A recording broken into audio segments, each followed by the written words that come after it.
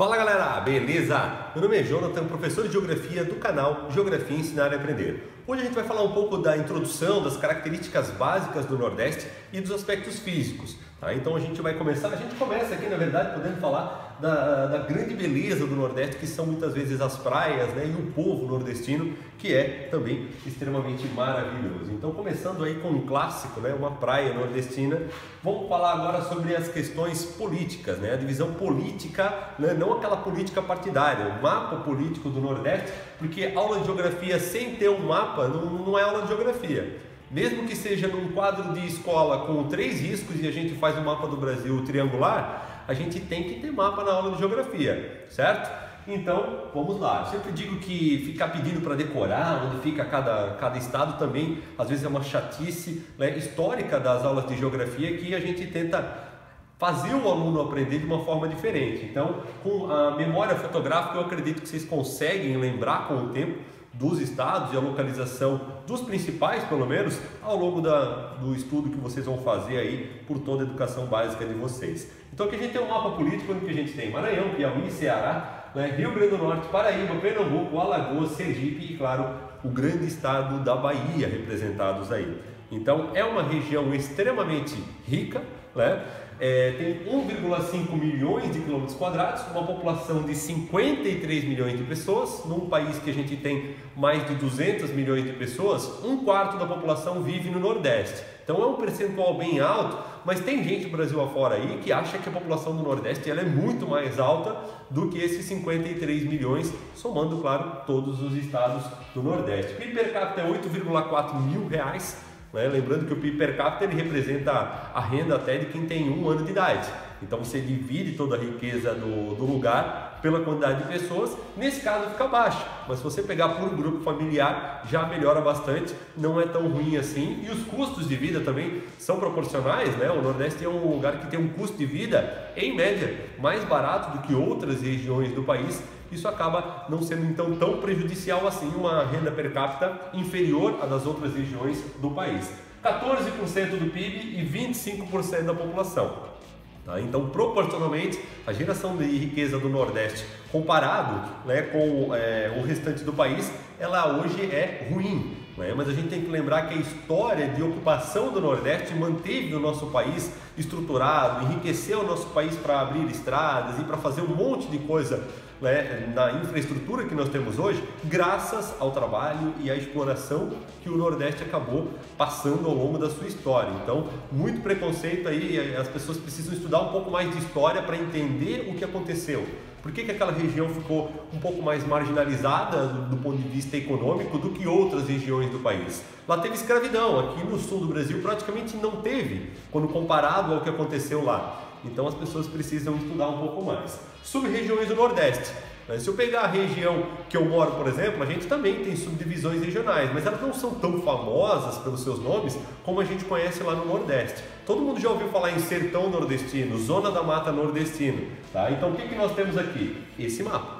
O 1 é a região talvez menos conhecida entre as subdivisões do Nordeste, que é o meio norte. Ele pega uma parte do Piauí e o Maranhão, né, onde que a gente tem uma influência amazônica ali bastante significativa. Esse é o diferencial dessa região, por isso que ela está regionalizada de uma forma um pouco diferente. Temos bastante cerrado presente na paisagem dessa região ali, obviamente também. O número 2 é o Sertão, né, conhecido como região do Sertão. O número 3 é o Agreste. O Agreste ele representa a transição do Sertão Nordestino com a Zona da Mata. Você meio que vai descer a Serra do Mar em direção ao litoral, onde que estão as planícies, né? E o 4 é a Zona da Mata Nordestina, a região mais populosa, a região que tem boa parte das capitais, né? A maior parte das capitais nordestinas estão no litoral, com exceção de uma. Qual é a única capital nordestina que não está no litoral? Quem falou Piauí, né? Quem falou Teresina no Piauí, acertou. Então a única capital que não está no litoral nordestino é Teresina, que fica no Piauí. Aqui a gente tem um resumo falando sobre as regiões e tal. Vamos adiante, falar dos aspectos físicos. Aqui a gente tem um mapa da região Nordeste, a gente percebe que as faixas de 0 a 100 metros de altitude, elas são bem pequenas. Então o sertão nordestino ele é bastante planáltico e também de depressões de relevo. Então não é uma grande planície, como muitos podem imaginar, o sertão nordestino, e sim uma grande área de depressões e planaltos. Essa região da Chapada Diamantina, que vai até o Planalto da Borborema, pertence ao Planalto Atlântico, que começa aqui em Curitiba e vai até o Planalto da Borborema, a famosa Serra do Mar na sua borda, que vai dando uma grande capacidade de retenção de nuvem de chuva e favorecendo a orografia, que é a chuva de relevo, certo? Aqui a gente já percebe uma baixada bem grande no litoral do Maranhão, no Rio Parnaíba, e a gente tem uma planície um pouco mais extensa ali.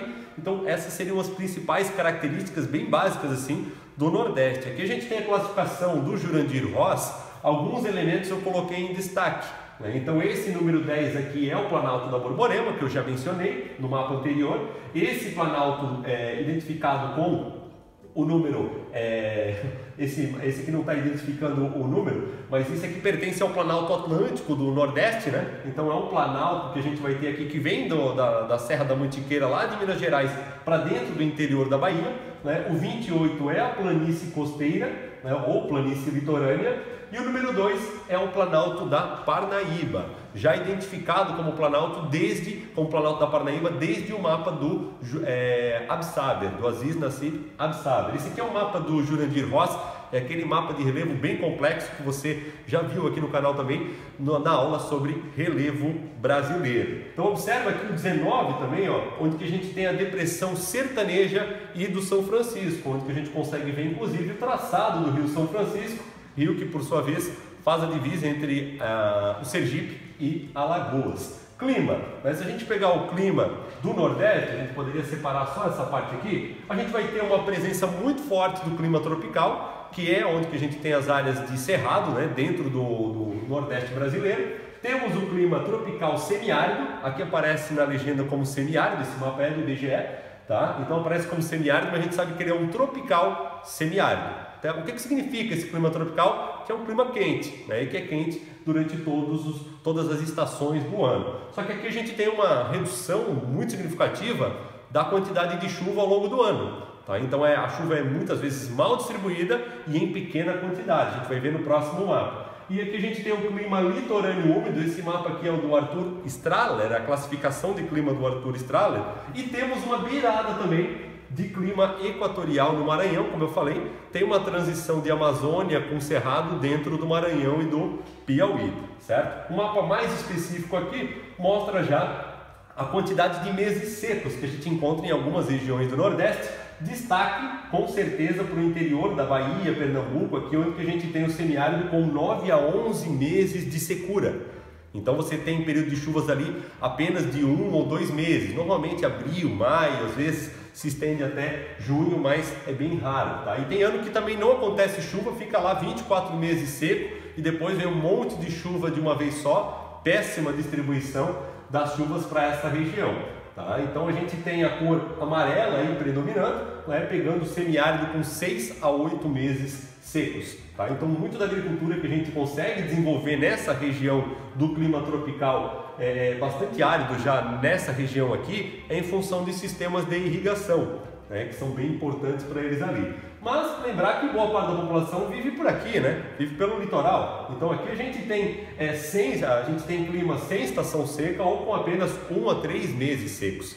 Então se você pensar em Salvador, Maceió, Aracaju, Recife, você tem que pensar em cidades que têm um clima muito parecido até com os climas encontrados no litoral de São Paulo, no litoral do Rio de Janeiro, então onde que tem uma boa distribuição de chuva ao longo de todo o ano. Afinal, aqui no litoral a gente tem uma corrente marítima quente que distribui chuva para toda a região costeira do nosso país, certo? Vamos falar um pouco das massas de ar? Número 1, massa equatorial atlântica. Fica aqui originada na região equatorial dentro do oceano e vai produzir nuvem de chuva que pode ou não conseguir adentrar o sertão. A gente sabe que em alguns períodos essas massas de ar úmido que vem da Amazônia e que vem da região equatorial atlântica, conseguem penetrar e fazer chover no sertão nordestino. Como ela não é uma região baixa, a nuvem precisa ter a pressão atmosférica adequada para conseguir adentrar o continente e fazer chover nessa região aqui.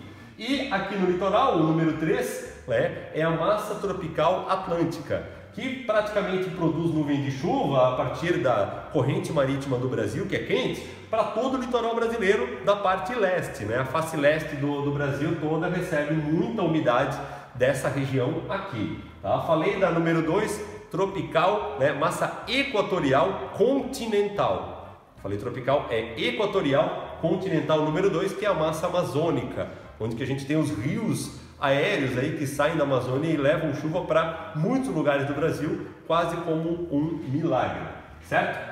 Pouquíssima influência de massa de ar polar lá no sul do Nordeste, né? Pode até chegar uma massa de ar polar no Sergipe, Alagoas, na Bahia, mas normalmente não vai fazer o lugar ficar de certa forma frio, né? Vai baixar a temperatura, vai provocar um pouco mais de chuva, mas não necessariamente vai ficar com temperatura abaixo de 15 graus, por exemplo, tá? Então isso dificilmente acontece em qualquer região do Nordeste, mesmo nos pontos mais altos do Nordeste, tá? Vegetação, né? Aqui a gente pega um extrato só do Nordeste. Se a gente pegar o mapa do IBGE de biomas, né, a gente vai ter no litoral, né, o bioma Mata Atlântica. A gente tem a Mata Atlântica representada aqui, também conhecida como região dos mares de morros, onde a gente tem restingas, a gente tem mangues, a gente tem uma vegetação extremamente densa.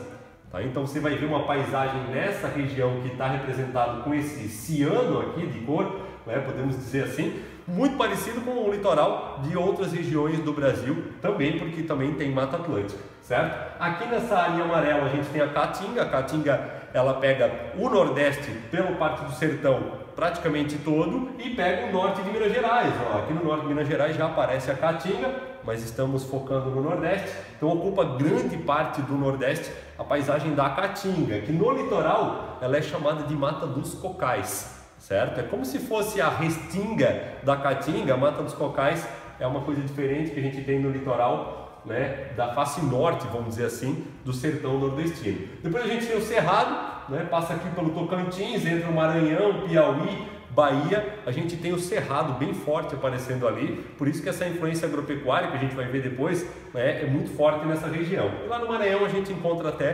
paisagens amazônicas. Aqui a vegetação, eu peguei um mapa que ele mostra a área antropizada. O que é isso? A área que já foi alterada, a área que a gente já botou agricultura, já botou urbanização, a gente já fez algum tipo de alteração ao longo da nossa história. E é assustador, né? A gente já alterou demais a paisagem do Nordeste, do Sudeste, do Sul, né? Então essas áreas em vermelho a gente provavelmente já alterou severamente o bioma que existia ali quando, sei lá, os portugueses vieram para cá. A gente teve pecuária, a gente teve agricultura, vários ciclos econômicos que foram antropizando, né, homem, né, provocando alteração humana nesses territórios aí. Aqui mais um mapa de vegetação. Aqui a gente tem uma legenda onde que aparece Mata dos Cocais, ó. Então a Mata dos Cocais aqui está aparecendo como uma parte que só pega a parte amazônica ali, mas não é só amazônica não, pega muito da Caatinga aqui também, então depende muito do mapa que a gente encontra. Agora até pensei que eu poderia ter botado outro mapa aí, mas a Mata dos Cocais ela pega aqui o Piauí, ela pega o estado do Ceará com certeza também, certo? Aqui a gente tem um pouco de imagens sobre cada uma delas, né? Aqui a gente tem certamente uma imagem do sertão nordestino, da Caatinga. Aqui a gente tem uma imagem de cerrado, essa imagem aqui é uma imagem de cerrado, árvores retrocedidas, as raízes que a gente normalmente não enxerga numa foto, bastante extensas por debaixo da terra para sobreviver a períodos de estiagem, né? Aqui a gente tem a Mata dos Cocais, né? Ou até mesmo a parte costeira da Mata Atlântica também vai ter bastante árvores semelhantes a essa, né? Essa aqui é a Mata dos Cocais. Aqui a gente tem com certeza a Mata Atlântica, né? Os coqueiros, né? Que coco é da Bahia, né, gente? A Mata Atlântica é um bioma muito grande, então aqui em Santa Catarina a gente tem, por exemplo, a araucária, né? Dificilmente uma araucária sobreviveria na Bahia, mas ainda assim a araucária pertence ao bioma Mata Atlântica. Quando a gente classifica como bioma, a araucária está dentro dele e o coqueiro também. E dificilmente eu consigo fazer um coqueiro produzir bastante coco em Santa Catarina e fazer uma araucária produzir pinhão no Nordeste, por exemplo. Só dando um exemplo aí bem simples. Hidrografia. A hidrografia ela vai ter um protagonismo muito grande do Rio São Francisco. O Rio São Francisco é o rio mais famoso do Nordeste. Só não vou dizer que assim, ele é absolutamente o mais importante do Nordeste. Por quê? Porque como muita gente vive no litoral, né? Então essas pequenas bacias hidrográficas, como do Jaguaribe, do Rio Paraíba, do Rio de Contas, do Rio Pardo, do Rio Jequitinhonha, elas acabam atendendo muitos milhões de habitantes, né? Que a gente tem o litoral atendidos por bacias de pequeno porte, são as famosas bacias costeiras, tá? Então um grande percentual da população nordestina é atendida por bacias hidrográficas de pequeno porte, né, que são as famosas bacias costeiras. E o São Francisco, claro, é um rio que nasce em Minas Gerais, região que chove bastante, né, e traz uma fertilidade, como é que se diz, fora do comum para o sertão nordestino. Porque como não é um lugar que chove muito, o único rio que sobrevive para valer no sertão é o São Francisco. Os seus afluentes, não recebendo chuva durante 11 meses, muitos deles vão secar. Tá? A maior parte dos rios que abastecem o Rio São Francisco são rios que a gente chama de intermitentes, que eles secam em algum momento do ano. Então a dependência é muito grande de chuva de Minas Gerais para garantir o sustento econômico agropecuário, vamos dizer assim, principalmente, para toda essa região do sertão onde que chove bem pouquinho, certo? Aqui a gente tem um pouco mais sobre o Rio São Francisco. Ele faz a divisa de Alagoas com Sergipe, para quem não sabe. Tá? Para quem não sabe, é exatamente a divisa entre Alagoas e Sergipe, é o Rio São Francisco que acaba fazendo. Aqui no mapa, ó, Sergipe, daí tem exatamente o Rio São Francisco ali no meio, ao norte é Alagoas, ao sul é Sergipe, tá bonitinho representado ali. Não é uma bacia totalmente nordestina porque as nascentes principais estão em Minas, né? Então aqui a gente tem a imagem da foz dele, ele chegando lá no mar. Né?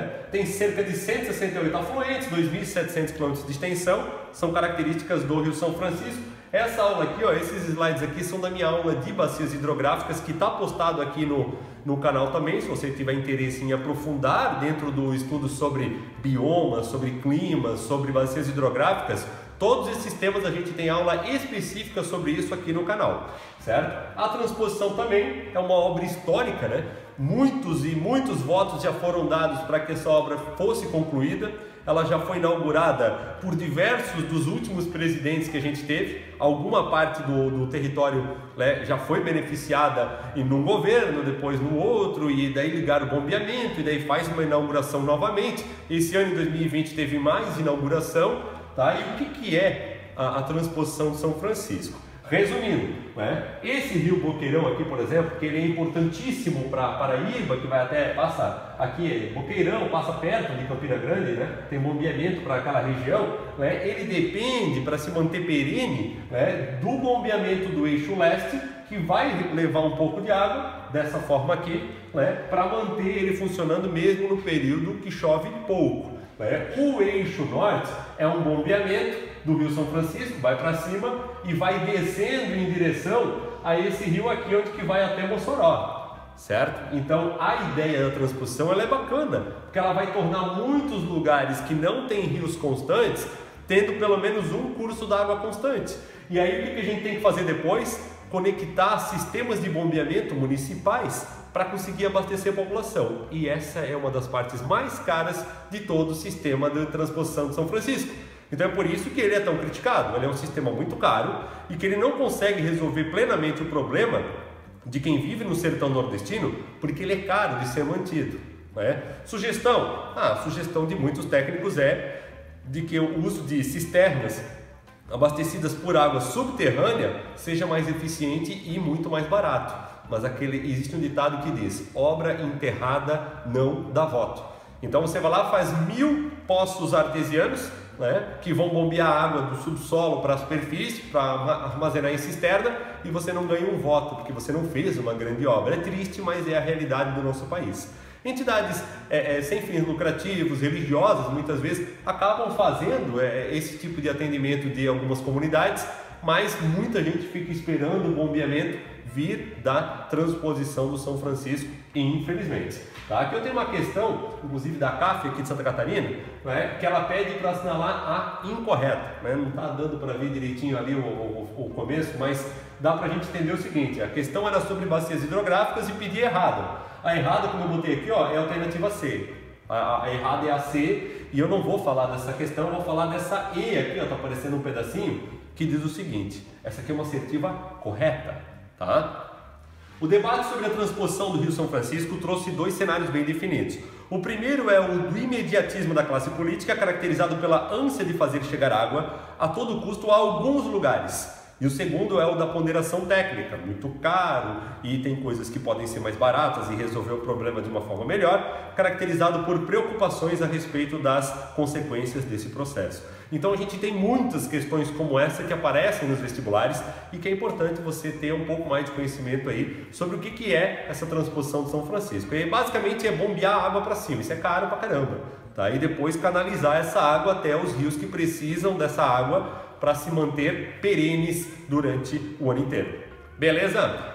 Hoje, a nossa aula era isso, A gente tem mais aulas falando sobre outros aspectos do Nordeste. Se você gostou desse vídeo, não esquece de curtir, se inscreve no canal, compartilha com aquele seu amigo que você quer que saiba um pouco mais sobre o Nordeste também. Muito obrigado, até aqui, valeu!